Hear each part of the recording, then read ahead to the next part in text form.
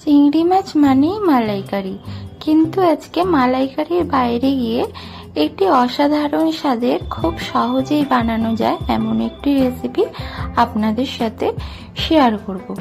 নমস্কার, আমার চ্যানেলে আপনাদের সকলকে অনেক অনেক স্বাগত একটি নতুন রেসিপির জন্য। প্রথমে আমি এখানে চিংড়ি মাছগুলো ভালো করে বেছে ধুয়ে পরিষ্কার করে নিয়েছি। তারপর এর মধ্যে পরিমাণ মতো নুন এবং হলুদ দিয়ে চিংড়ি মাছগুলো ভালোভাবে মাখিয়ে নিতে হবে।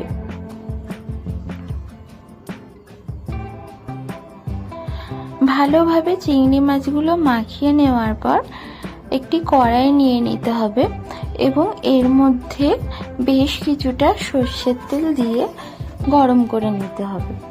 সর্ষের তেলটা ভালোভাবে গরম হয়ে যাওয়ার পর এর মধ্যে একে একে চিংড়ি মাছগুলো দিয়ে দেব। চিংড়ি মাছগুলো দিয়ে বেশি ভাজার কোনো প্রয়োজন নেই, জাস্ট দিয়ে এপিট আর ওপিট করেই নামিয়ে নিতে হবে। বেশি ভাজলে চিংড়ি মাছগুলো শক্ত হয়ে যাবে।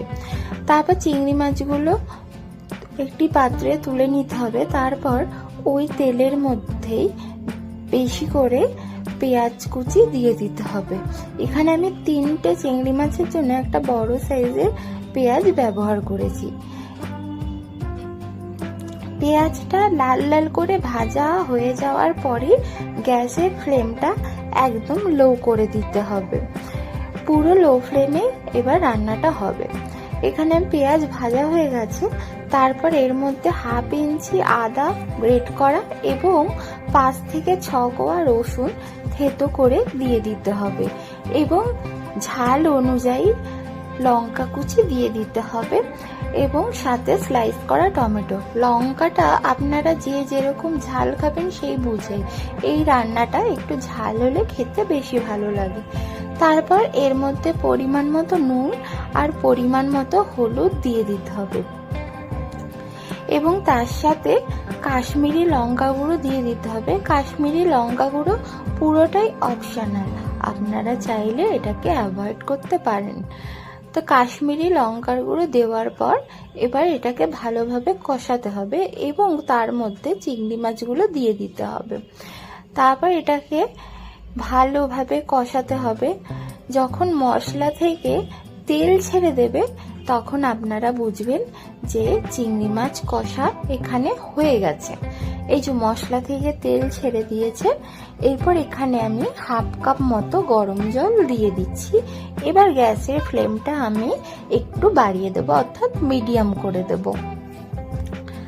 তারপর ভালোভাবে ফুটে গেলে এবং জলটা বেশ কিছুটা টেনে গেলে, অর্থাৎ মাখা মাখা হয়ে গেলে, তখন ওপর থেকে ধনেপাতা কুচি দিয়ে দিতে হবে।